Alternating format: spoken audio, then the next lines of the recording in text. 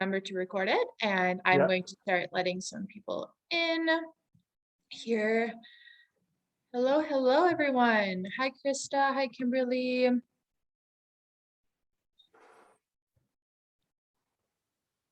Hello, everybody. Welcome, welcome, welcome. Drop where you are tuning in from in the chat. Hi, Alicia. Tell us where you are tuning in from. We're very excited to have you all today. Welcome, everybody. So we'll just give them a couple seconds here to let some more people on, and then László and I will get started. Hello, everyone. Welcome, welcome. Tell us where you're from. Krista's in Salt Lake City, Utah. Absolutely. Amazing. Yes, Alicia, you're still, yep, you're in Colombia now. Peru to Colombia. Perfect. Welcome, everybody. Alrighty, so we have a lot to discuss today, so we're going to get started here. So thank you, everyone, for tuning in today with László and I. László is an incredible human being. He is the CEO and co-founder of Health Tourism Worldwide, and someone who I find so much value in his research and his platform. So I'm so excited to have him join me today. Hello, everyone. Welcome, welcome. Today, we're going to be talking about a really important hot topic in the industry, which is wellness tourism. And what does that even mean now moving forward? And we're going to talk a little bit of what it meant in the past. So if you are a travel professional or a travel business owner, travel hospitality company, there's going to be some great valuable tips to help you implement into your marketing, into your services, and even just your brand moving forward in wellness tourism. So how do we make a trip a little bit more wellnessified, and what does that even mean? So hello, everyone. Those who are just tuning in here, drop where you're from. Where are you tuning in from? Where in the world? Hello, everyone. My name is Sahara Rose De Vore. I'm a wellness travel coach and consultant. I am the founder of the Travel Coach Network, and I basically educate companies and help them guide through the wellness benefits of travel for their employees, remote workers, and their travelers. And László, I'll have you introduce yourself. Absolutely. So welcome, everyone. It's absolute pleasure to meet you this way, and thank you, Sahara, for the kind invite, and of course organizing the call and the discussion. More like, I think it's better to call it discussion than just a call and a talk, because we hope to have it a two-way communication. And so really welcome, everyone, from all parts of the world. I can see it's wonderful to have you on board. And I have been working in the field of travel and health and well-being for 20 plus years in various capacities. And Sahara had a wonderful intro in the very beginning, so thank you for that. And we do really hone ourselves in working with Alessandro, ciao. Nice to see you here. And working with governments and industry and developers and agents and DMOs and you name it, anyone and everyone who would be interested in something to do with travel and well-being. So that's going to be the topic of today. Absolutely. Well, thank you, László. And if anyone has any questions throughout our discussion today, please just drop those questions right in the chat box, and we will open those up for discussion towards the end.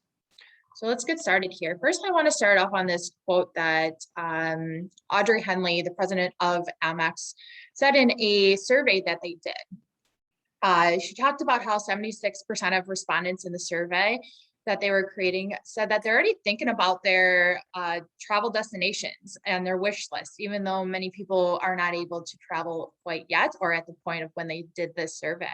She also noted that 84% of those Amex customers were saying that travel is one of the top things that they're missing right now. So travel is holding so much value on our lives, in our business, in our well-being, and that is a reason why we also wanted to do this webinar today, to get you thinking of how else can you amplify the wellness into the travel experiences that you either provide for your guests, for your clients, for your company, for your employees, and whatnot. Before we go forward, let's look at a little bit of the past.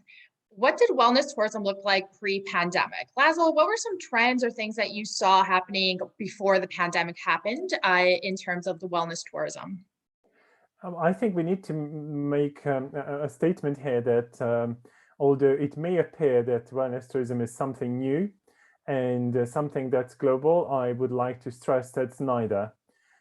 Since it's very much a local thing in terms of what may trigger businesses and what may trigger people to purchase or even look for wellness services or wellness travel.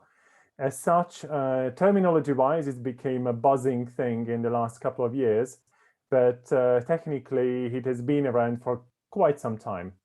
And what may be popular in North America may have very little to do in popularity in Asia or in Europe or other way around. And even Europe, we can go country by country. And Kalispera, Nikos, that it's not relevant, let's say, just Nikos coming from Greece, it's not relevant in the northern part of the European continent. But the same as if something is relevant in West Coast of US, may not be relevant in Canada and the East Coast. So I think any advisor or travel manager as such would need to be very aware of his or her own set of clients, what they may find interesting or relevant. So before that, it was more of a general thing that, yes, we do a bit of wellness travel, which is often going to a lovely high-end hotel with lovely facilities, often spas or wellness centers at a beautiful location. That's a typical standard product that we're talking about. And that has been a popular thing pre-pandemic. But at the same time, we have seen amazing products and destinations focusing on holism, focusing on spirituality, focusing on trainers, say yoga trainers, retreats, so all sorts. And what is theoretically a hot topic, literally, pun intended, in the US right now, which is hot springs, in Asia or in Central Europe or Southern Europe, AIDS has been around for not more than 2,000 years. So that's not something that it's new. However, the facilities are new, how we are using those. So there are lots of things happening and buzzing, and pre-COVID, that's really been a buzzing field and buzzing landscape. And what you just quoted, that really is very true, that people are missing the opportunity to travel and missing the time that they spend on traveling and visiting places. So obviously anything to do with their well-being and travel certainly is missed. So that's a great opportunity, I think, for us. Yeah, I love at the moment. Absolutely. I love what you're talking about, how it's different in different parts of the world. And I know you focus a lot of that in your research and your reports. And I know you're going to talk a little bit more about that moving forward in the slides here.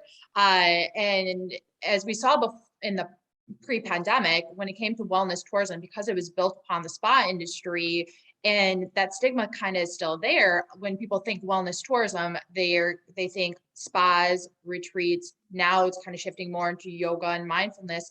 But it really is what we're hearing more of. These buzzwords are transformation, purposeful, meaningful travel. People are really seeking a lot more depth to their experiences. And something that Amadeus said in their Rebuilding Travel Together report is that people are craving new experiences, especially those that immerse them in nature. So I am not sure if you've heard of Explorer Journeys, which is a cruise line by MSC Cruises coming out in 2023, but they are launching a whole line focused specifically on transformative experiences. So these are some of the trends that we're going to be talking about, and really just adds more meaning to why people travel, how they travel, where they choose to go, and how they spend their time. This is a great quote by Adam Sachs, the president of Tourism Economics. He says that there have been countless travel crises, but the psyche of the traveler is pretty resilient, and we will continue to see it bounce back. The things that motivate travel, experience, being with family and friends, meeting for business, will drive recovery with that added fuel of pent-up demand. And me specializing in business travel, I see a lot of this when it comes to companies and their business travel. There's a whole term around purposeful or intentional business travel right now in the industry. And I know I mentioned a little bit in the report that I collaborated with you. And László will share your link to the report in the email as well, so people can have that information. But why don't you talk more about the demand and the motivation that you see in the industry? Yeah, absolutely. And we will have a proper double act. I'm just telling to the audience that I will ask Sarah to move on with certain slide elements. So this is how we look at the landscape of what anyone may do with travel and some sort of healthy things. I have to be as vague as possible because a lot of things can do this. A lot of that can contribute. And I think as for advisors and agents, this is what the trick is, because you would need to look into all sorts of directions to find the solution that can be a response to the guest expectations. And sometimes those expectations are not even pronounced. They can't even, put a finger on it, what exactly they want. But knowing the landscape from, self-gifting, which is one end of the spectrum, up until holistic and spiritual, there's a quite a display of services that we can do. If you click through, please, all the various, So we will have, you can have all of them. So we will add one more. And it used to be the case that people were happy to have some sort of healthy option, I don't know, an alternative to alcoholic drinks in the fridge, in the minibar, but they didn't actually look for it. But they said, yeah, sounds like a good idea. Obviously, in the medical part, which is irrelevant, we have someone from Medellin in Colombia.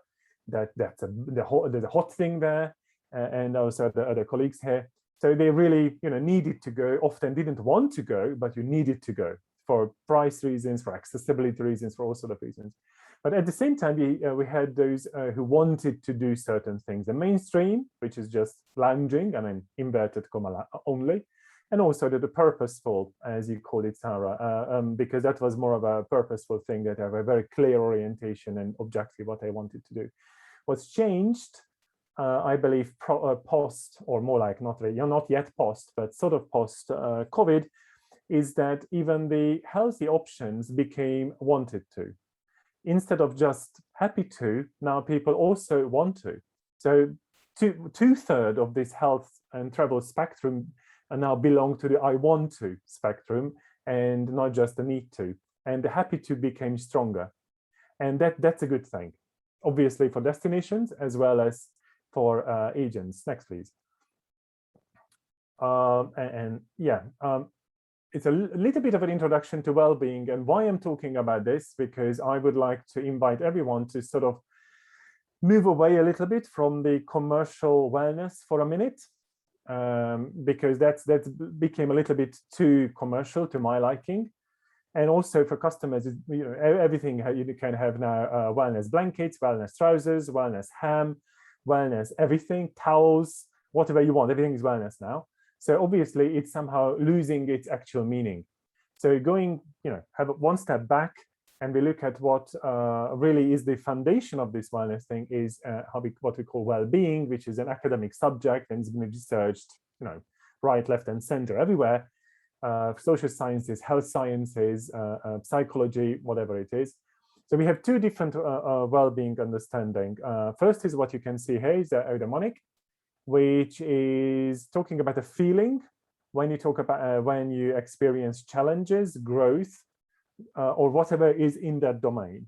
Obviously, people are not looking for this kind of well-being as such, but you as agents, you as people working with those customers, you can screen this expectation and you can provide the necessary response.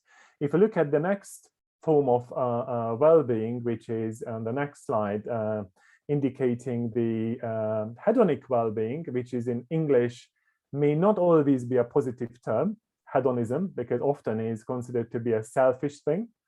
But I think it's important to say that this is what we are looking for in terms of short-term happiness sort of thing. It's easy. Lounging on a sunbed for 3 hours. That is the hedonic well-being. If you participated in a train-the-trainer yoga class or yoga retreat, more like for 2 weeks in Costa Rica, then you're on the eudaimonic. And yes, no customer would bother to talk about well-being in this form. That's for absolutely the case. But we need to know, we are orchestrating these packages. We need to understand the very core motivation. Next, please. And that's your quote, Sahara. Yeah, I want to make sure I was unmuted. Yeah, absolutely. So this is a quote from Skift, the senior travel tech editor, Sean O'Neill, and he talked about how there's a disconnect between teaching people when it comes to traveling better before, during, and after a trip, and actually implementing it. So this is in particular for travel professionals and travel companies. And it got me also thinking, when you're talking, László, of when we call everything wellness, everything centered around well-being, it starts to diminish the actual meaning of something when it's overused or it's applied to everything. So what is the true purpose of it? And that is something I've heard quite a bit in the industry, when it's in particular the corporate world for corporate wellness, or even just travel companies or hotels, when everything they're just slapping a wellness label on their brand or their services. So there is still a disconnect between what they actually follow through with, or what kind of wellness experience or transformation you're actually providing your clients, your customers, your consumers with, versus what you represent, what you say you're going to, what's in your core values. And that is a big void that still exists in the industry. So if you have a travel company, a travel professional, and you talk about providing certain types of experiences, we're going to talk a little bit more. I'll give some tips towards the end of this of how, some things for you to consider to actually assess what kind of services you're actually providing to your clients in terms of wellness. Yes, you are, said it very right, and then Skift obviously said it quite, on point. This is nothing new to anyone who is here, because that's exactly what you do. It's kind of a touch points. But I think what is a little bit different here, and we would like to call your attention to that, and that's the whole one of the major points here, that we can, as advisors, as someone who is orchestrating the trip or a travel, we can always find a way in which, in every stage or every touch point, there could be a little bit of wellnessification. And yes, it's a stupid word, but there you go. And the wellnessification itself may not lead to wellness travel. I would like to really highlight that. It's not the point. If it did, that's wonderful. But I think the bigger business chunk, and this is what I think everybody is interested in, how we can wellnessify trips per se, in general. What options do we have, which may or may not lead to a wellness purpose trip, but we know as people creating this, that guest experience would be more intended to create a better well-being state. And the guest may not come back to you saying that, oh, well, Krista, it was a wonderful wellness trip, or Kimberly, thank you for your wellness trip organization. They might say, I just enjoyed it so much because it was such a harmonious experience. It was a balanced thing. My contribution, my personal feelings got more balanced and more harmonious. So the terminology the guest may use potentially not going to include wellness as a word or even as a concept, but we do know that they actually mean that. So that's the in a way that's a trick that we need to achieve, that they come back and say, wow, it was really kind of not just fun and not just peaceful, but it was a little bit more meaningful. It was a little bit more whatever it is, depending on the group, obviously, we're talking about. But this is what, Sahara, we both mentioned, that the options are way wider than just the typical sitting in the jacuzzi, have a treatment and the facial, and we are going on a wellness trip and enjoying ourselves in the pool bar. That we need to go beyond that. Obviously, there is a certain segment there still, and it won't go, but we need to look beyond that. Next, please. Yes, sitting on that arm, on that lookout point, would you label it as wellness? Probably not. Probably no one would, but you definitely will. It will have a mark on that trip. Why? Because you never did that before. Why? Because of the symbols that lookout point actually has, and the peacefulness and the being close to nature. You know, all the points that we talked about so far. And also, it's it's recycled. It's you know, it's a sustainable thing because it's all natural materials being used. So it's all that many layers to one single lookout point.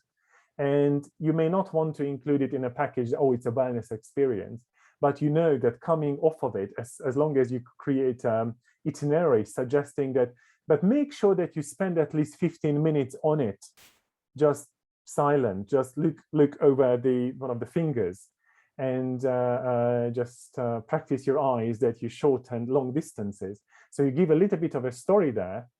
The results will be that, well, I wouldn't have thought of sitting down there and just being there, but it was a wonderful experience. Thank you, Kimberly. It was a great idea. Thanks. But this is our job.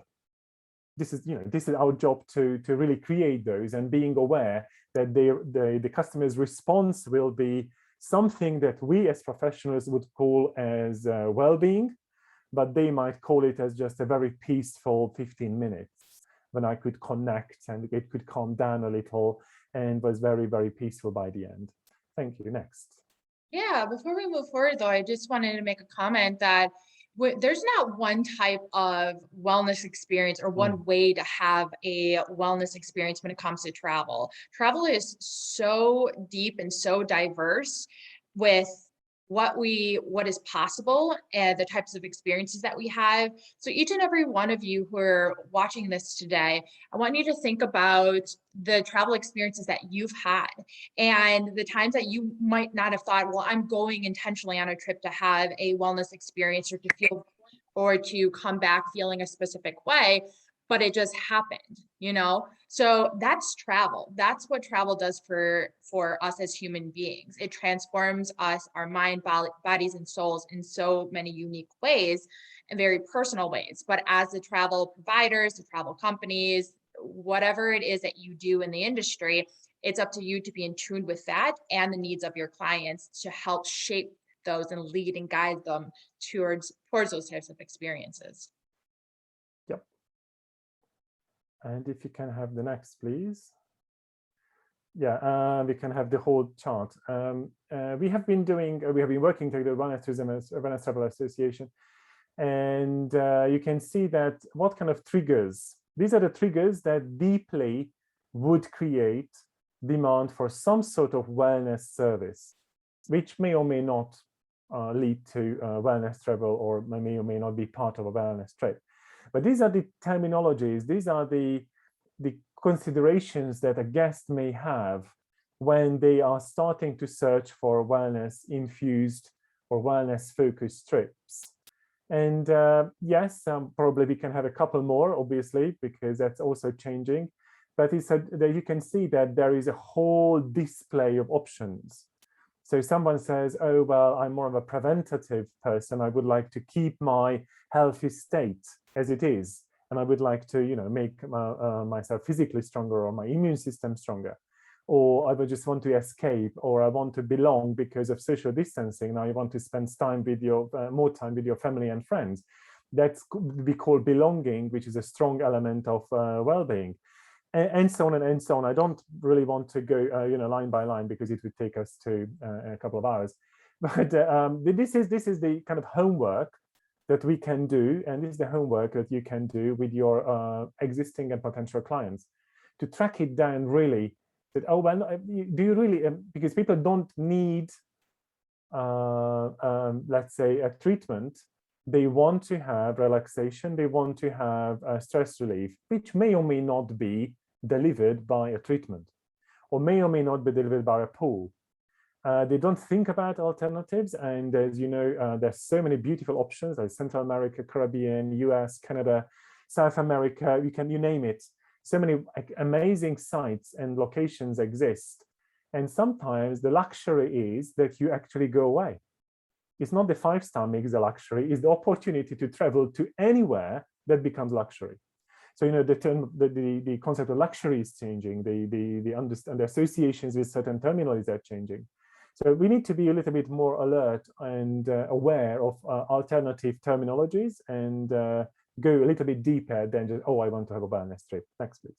Yeah, absolutely. And really just emphasizing the power of nature, right? That is something that we've turned to, and it kind of shows itself across a lot of these different triggers that you have listed here for physical, emotional, spiritual, mental healing. And I just want to read something that Gretchen Daly, who's a professor at Stanford University in the field of environmental science, said this year, that there's an urgent need emerging in science and at the gut level to increase the nature experience. And this is a field, she says, that is just exploding. So if you are a travel professional or company, or maybe you're a destination, or you provide experiences, really tune into what natural resources and what does the location have to offer the traveler.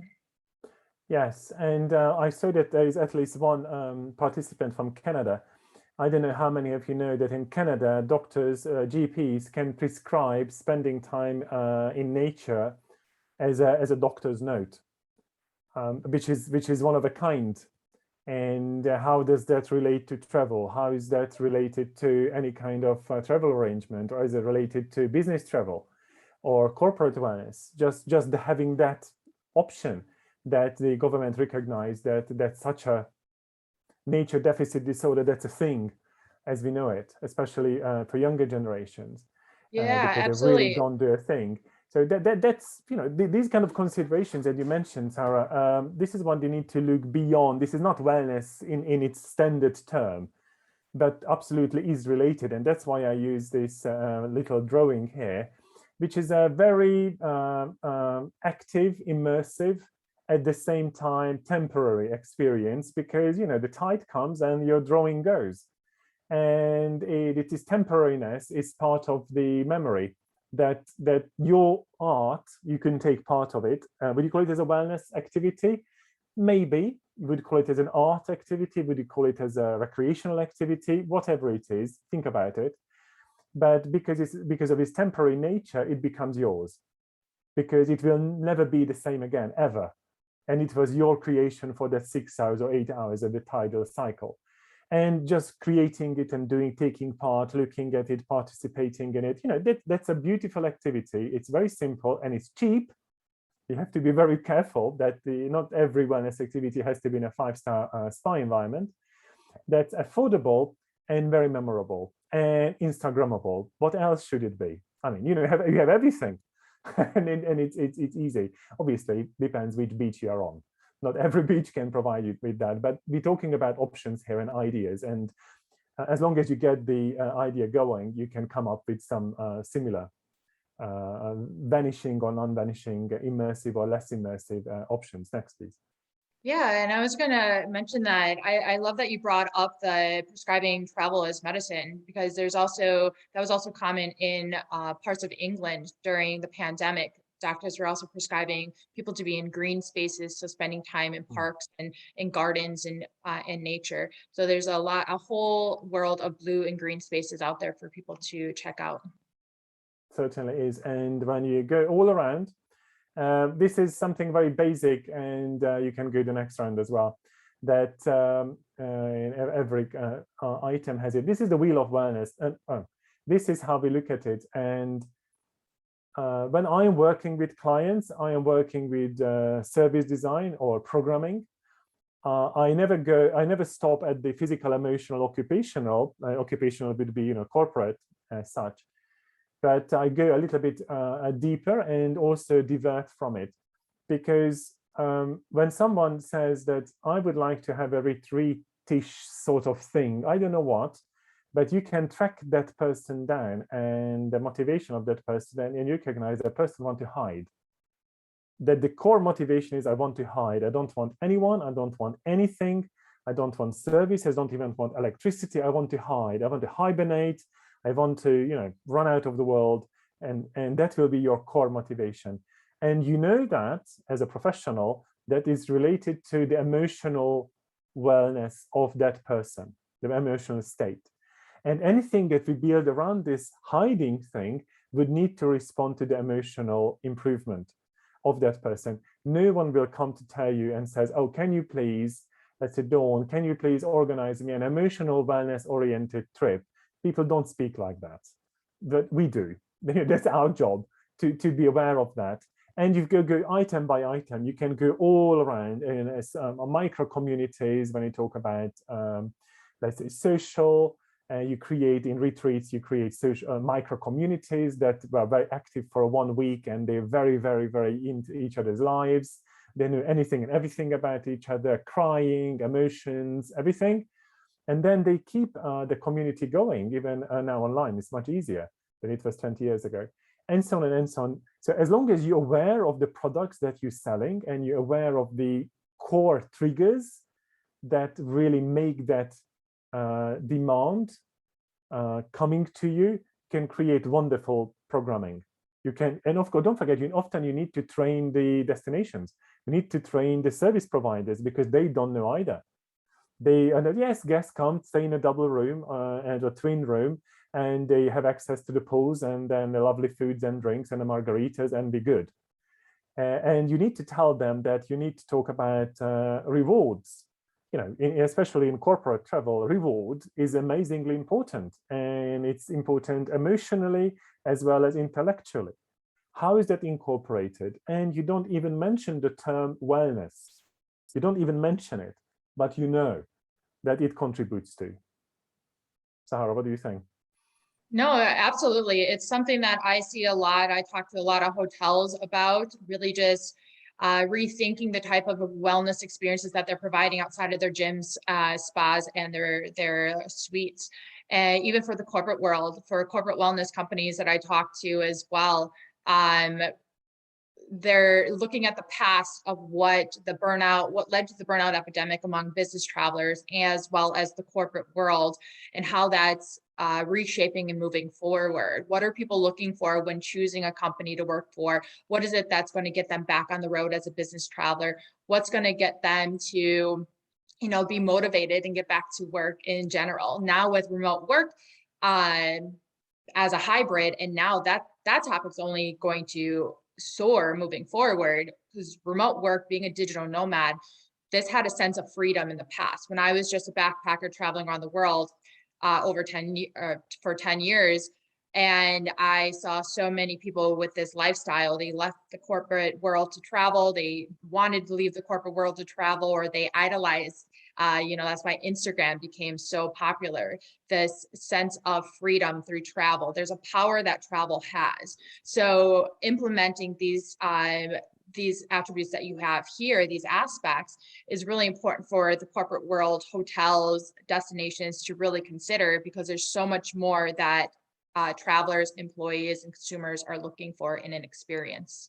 Let me offer something. If any one of the listeners would be interested, if you were interested, I think there could be some screening questions when you talk to your prospective clients, and we're happy to help you with the screening questions of how you can track it down, because often the customers themselves wouldn't be able to articulate. They don't think about this. They just have some sort of need somewhere, which somehow ended up at your office, at your email box. But you would need to have those screening questions. So, when we finish this and we can have another little chat, we're happy to help you with the screening questions, how you can track it down. What exactly is it? Is it pampering, or is it improving yourself, or whatever that is? Next, please. Yeah, absolutely. And oftentimes it's too late when a customer is, finished with an experience, or if an employee leaves the workplace. You need to rethink how you move forward with the wellness, overall well-being of your travelers and the employees, and that those screening questions, that really getting to understand and know your client and your employee is really important. Yes, we have four. I have four of these options here, and we can have all four. Yes. So, in terms of customers, we have. I wanted to give you the extreme, opposites. Some are brand driven. Some are outcome driven. They don't care about brands. I said, don't give me brands. I'm not interested in the Hiltons. I'm interested in results, please. I'm interested in outcomes in terms of personal growth. I'm interested in balance, interested in whatever that is. And often the two things may not merge. You can't create the outcome at a brand because they have their own protocols. They are geared for something else. However, that is also changing. You have the savvy travelers who are really, it's not the first time they're doing such travel.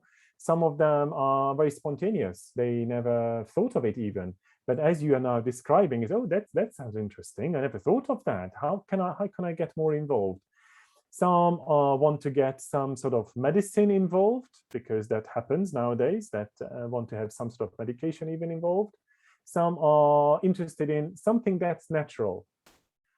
And there's, I know it's FDA, that's an issue, that what you are recommending, that can be an issue with FDA. Is it approved? Is it not approved? There are some risks and even some risky questions that you may have. So, can I go into that pool? Can I take that mud treatment? Can I take that wrap?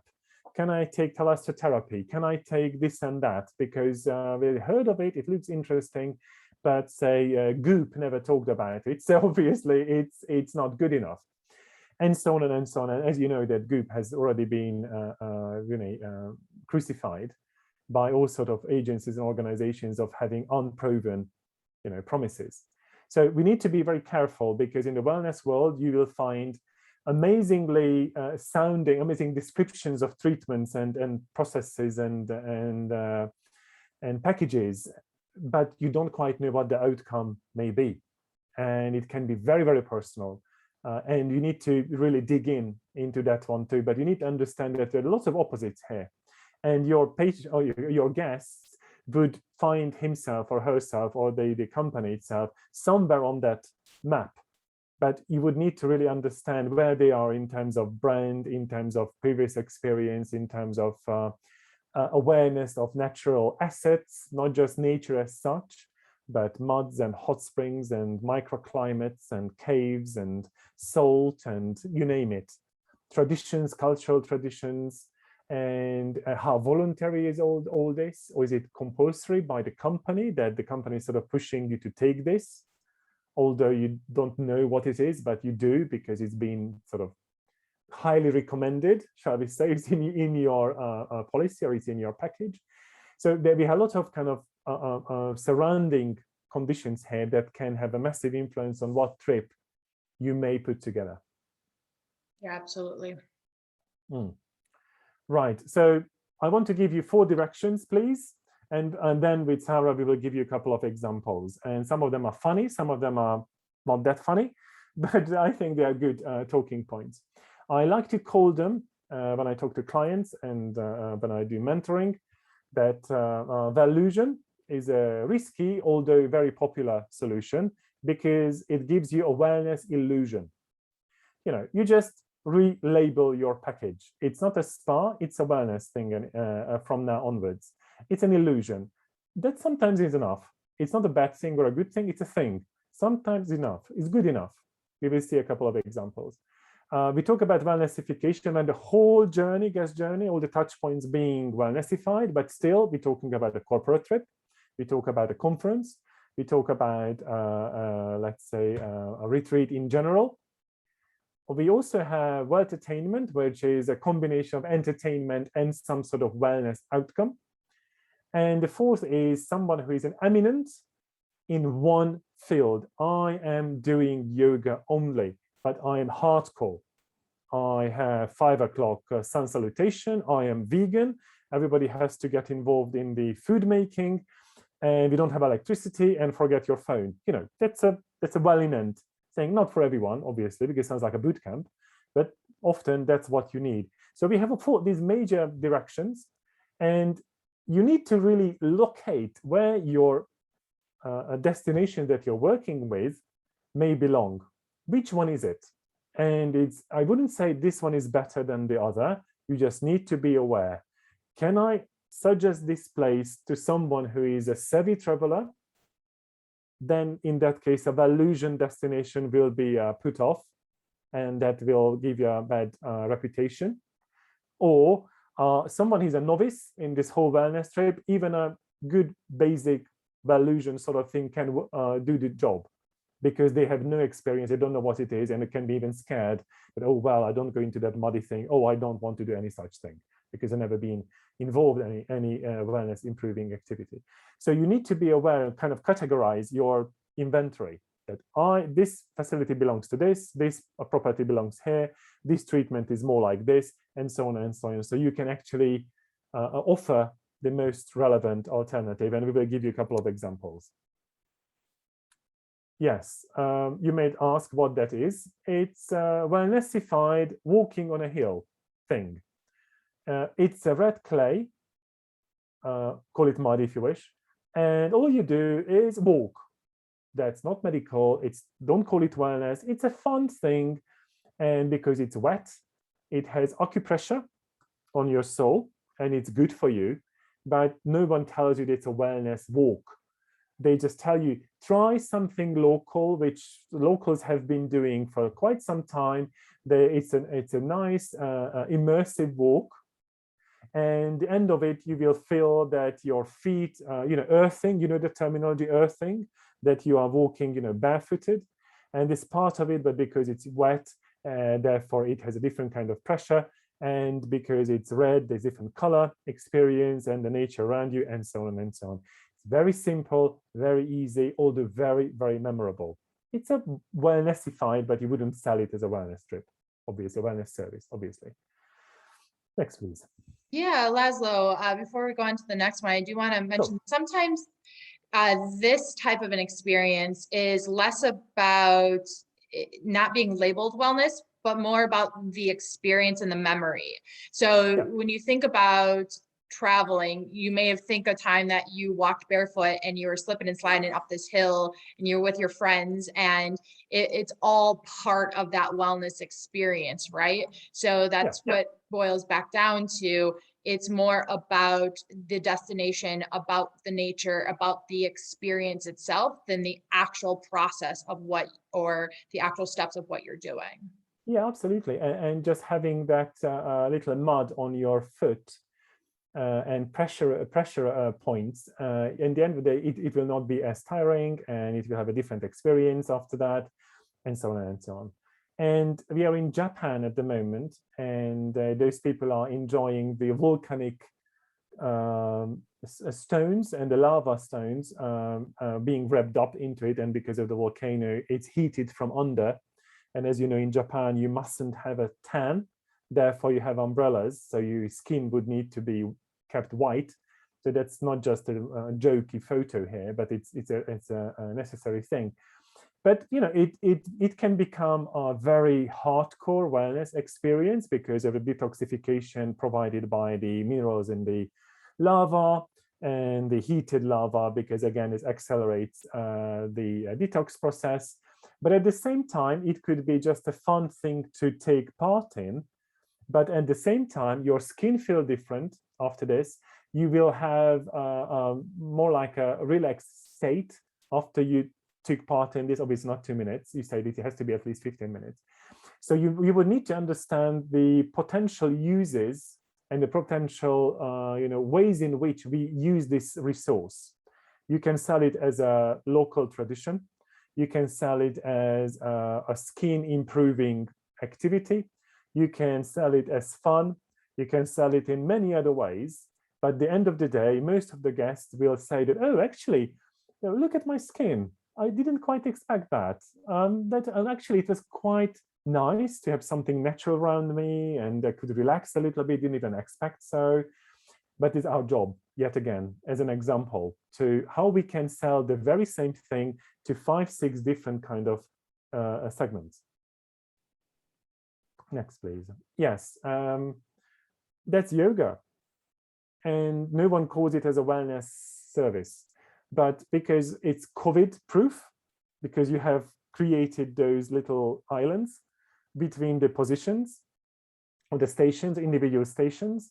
So COVID often is looked at as a restrictive measure to life, whereas here the restriction is being turned into a natural landscaping, arty experience. So you created the distance, you created the distancing, but at the same time you created a landscape which is nice to look at, and people will not think of it as restrictive. And this is what you need to sometimes even suggest to your destinations, that guys, there are options to create and to be COVID, equivalent, but we have ways in which we can create it as a more of a positive experience and less as a restrictive experience. Next, please. Yes, we are in China, but you could be anywhere as long as your hot spring is hot enough. For $5, you can cook 3 eggs. You can boil 3 eggs in the hot spring. It's full of minerals, so the minerals would absorb into the eggs. It will be your eggs, so it's very immersive. It's personal. It's local because the local farmers provide the eggs for your little thing, and you're eating all the minerals. And it's, of course, if you're vegan, you won't do that, but that's that you need to look for something else. But it's just, again, a random example, a very extreme example, if you wish, how you can have something which is in the end introducing the traditions. You are appreciating the hot spring, you learn something about minerals, you may or may not like it, and so on. And there's a whole story there. And creating those stories, that's what will sell the destination, and that will create that memorable experience, as we call it, in experience creation, that you absolutely will remember for 20 years. Yeah, absolutely. And before we go on to, I think your next one is the Welllusion here. It makes me think of when I was talking about companies or brands slapping the wellness label on an experience and saying we checked off that box.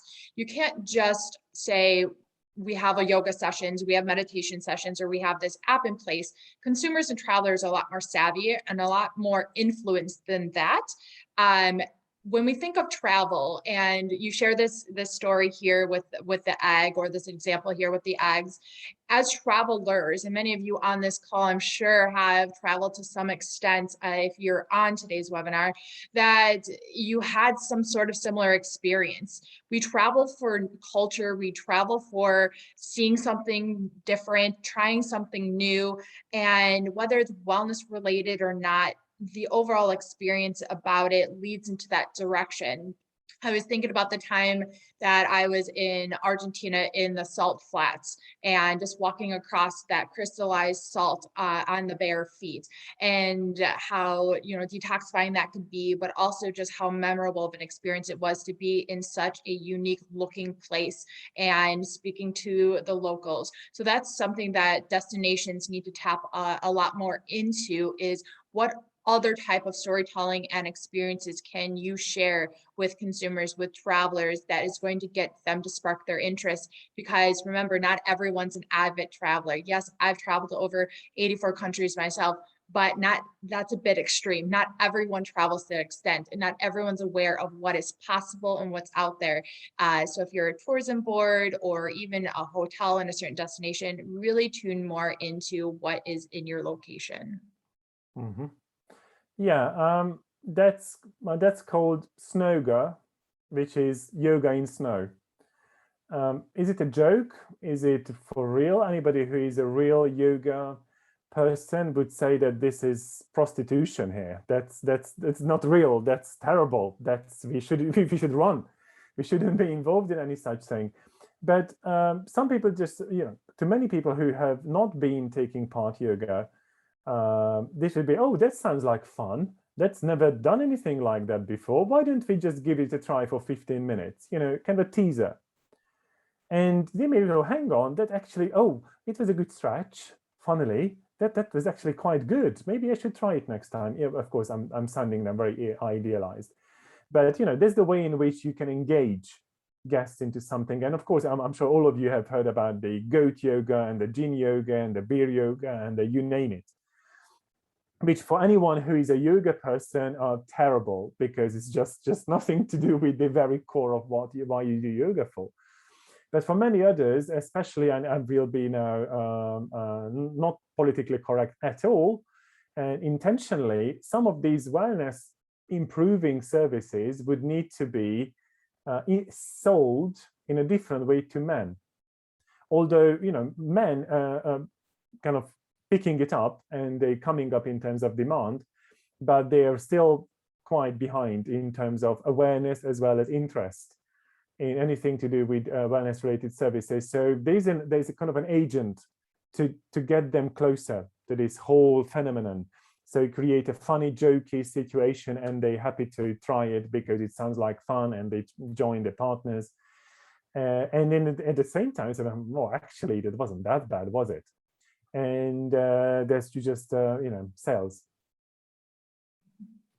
Yeah, we can go to the scapes, and then we are going to wrap up very soon. Yes.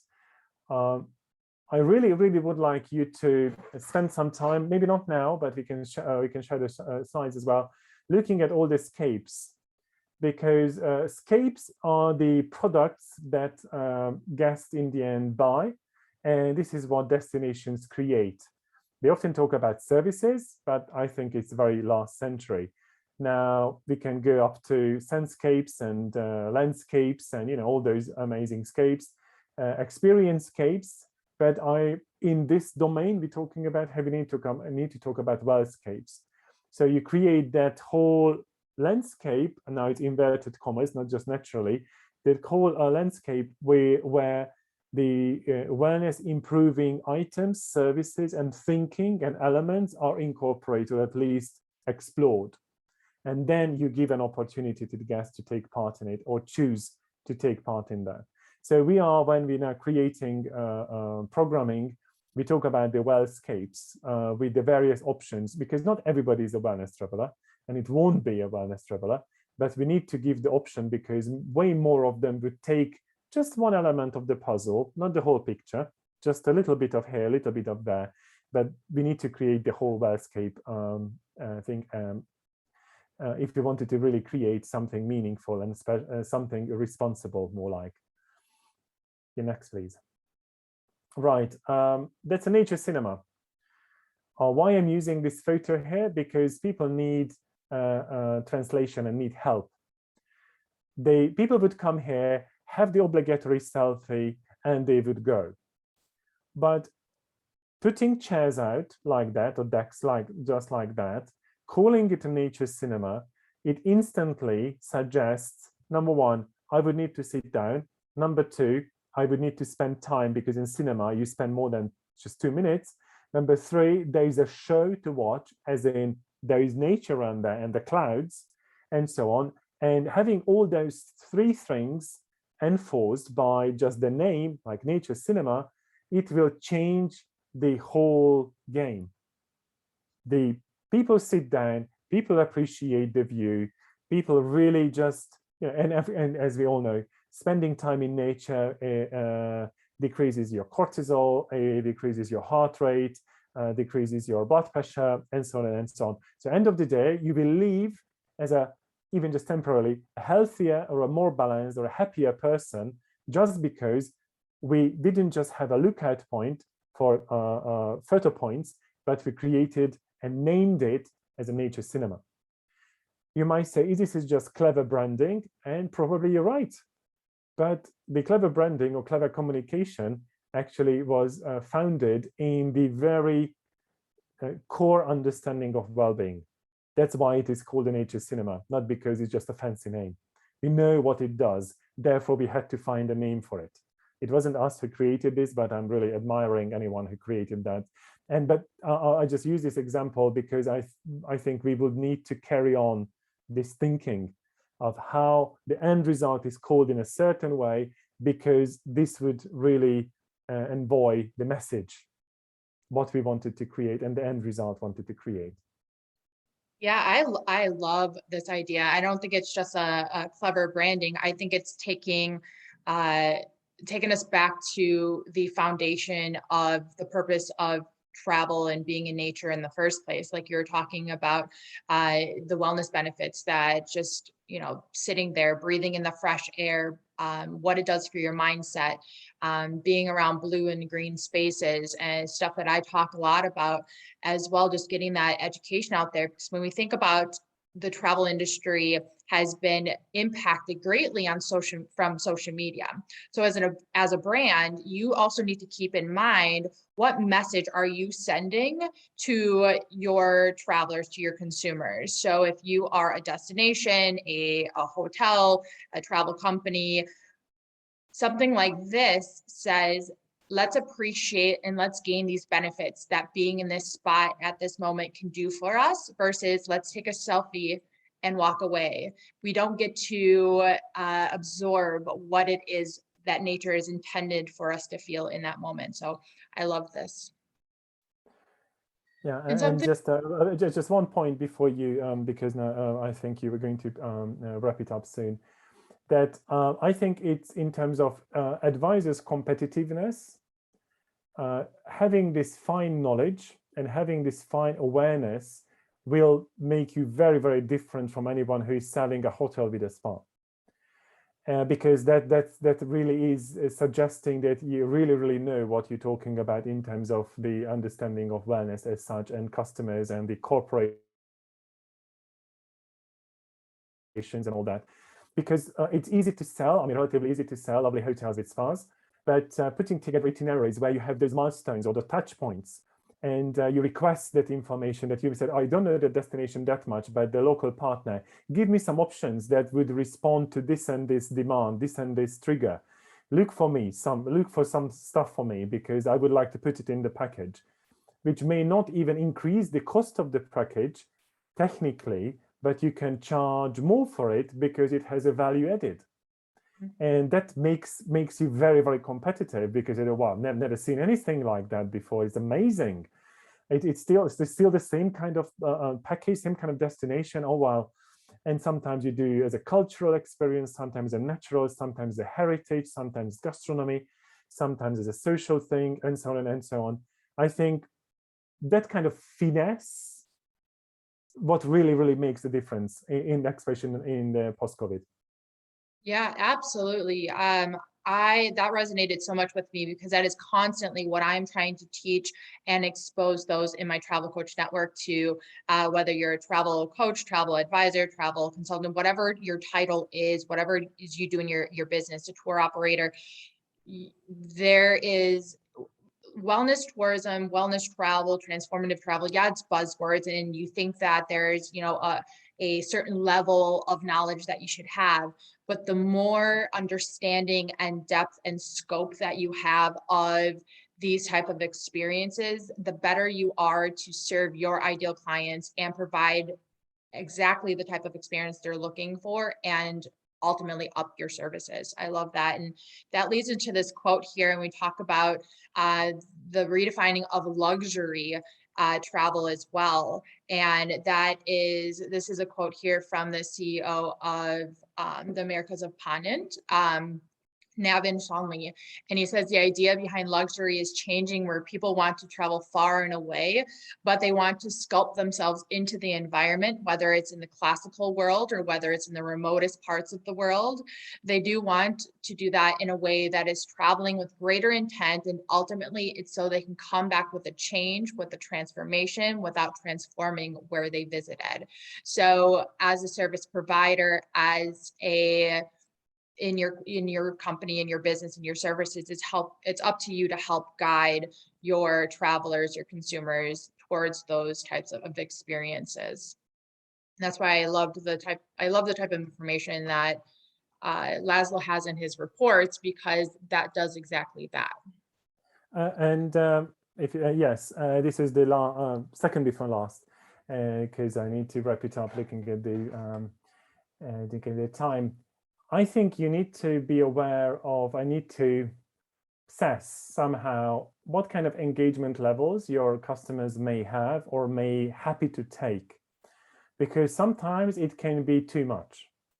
When they go, oh, it sounds like a great idea to take a silent retreat because it's very fashionable, talking about it, read about it, it's interesting.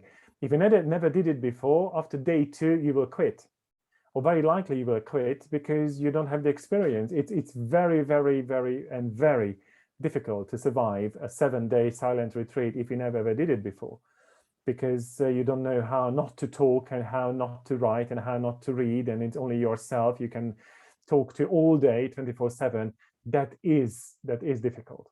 So you just try to understand it. Is it curiosity? Is it accidental that people just bump into something and they're happy to take, but otherwise wouldn't look for it? Is it occasional, or is it a lifestyle thing? People who are living this, let's say, wellness lifestyle, they will have extreme demands, and they're happy to take new ideas, new destinations, unusual treatments, and unusual sites.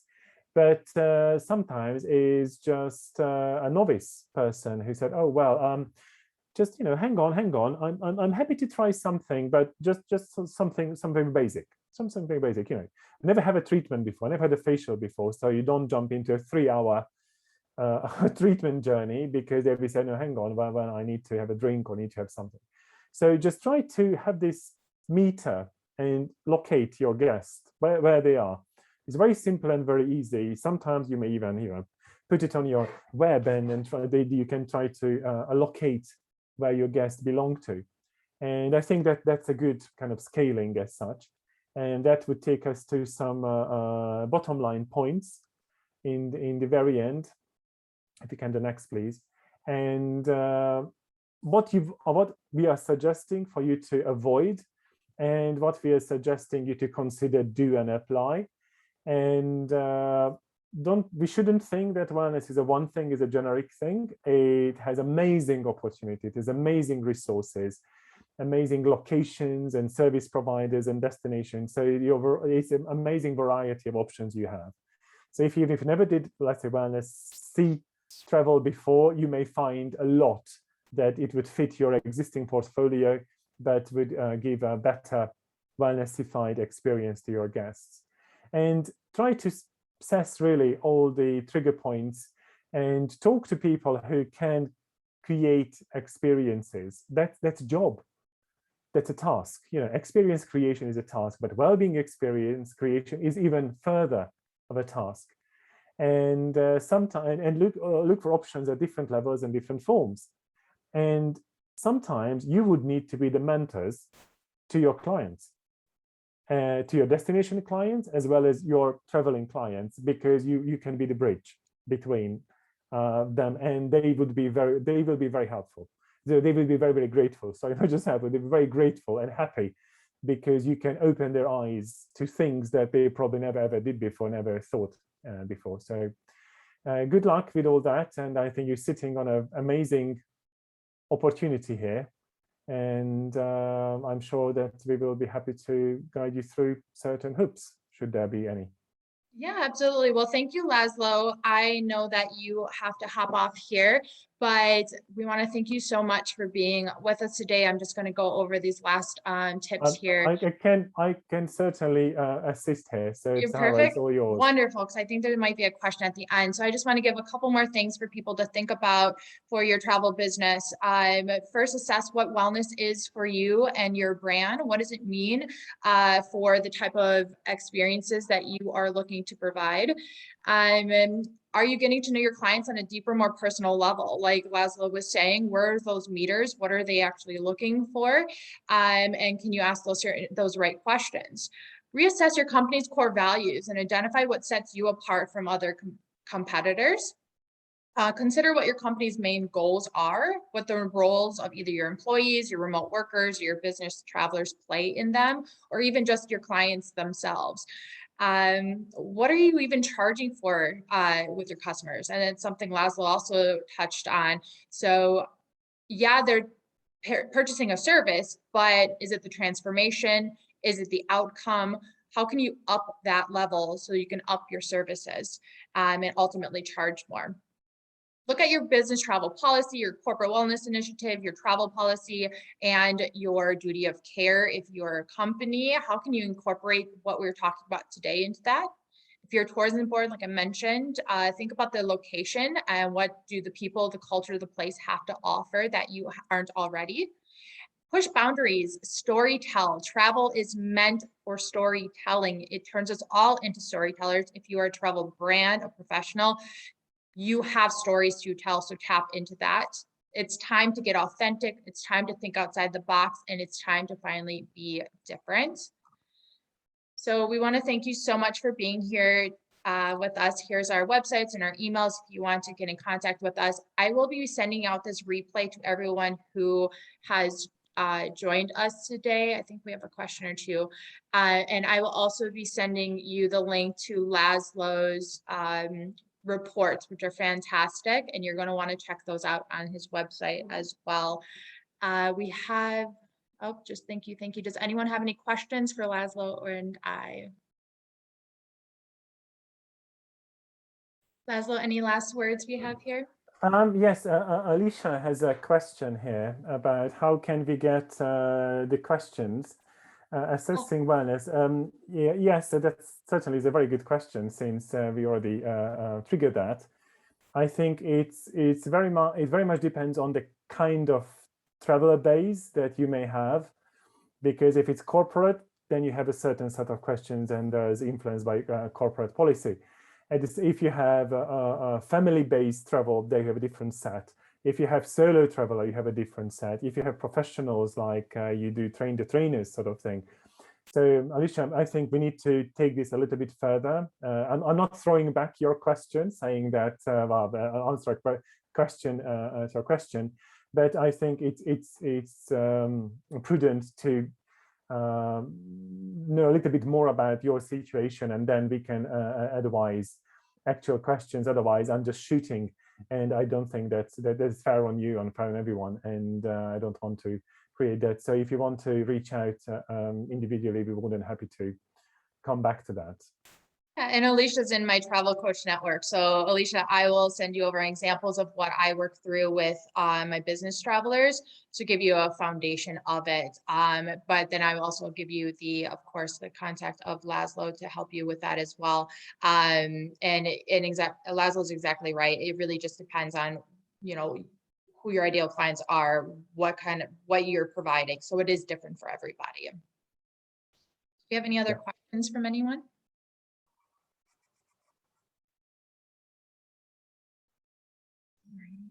Well, thank you everyone so much today for joining us. And thank you so much, László.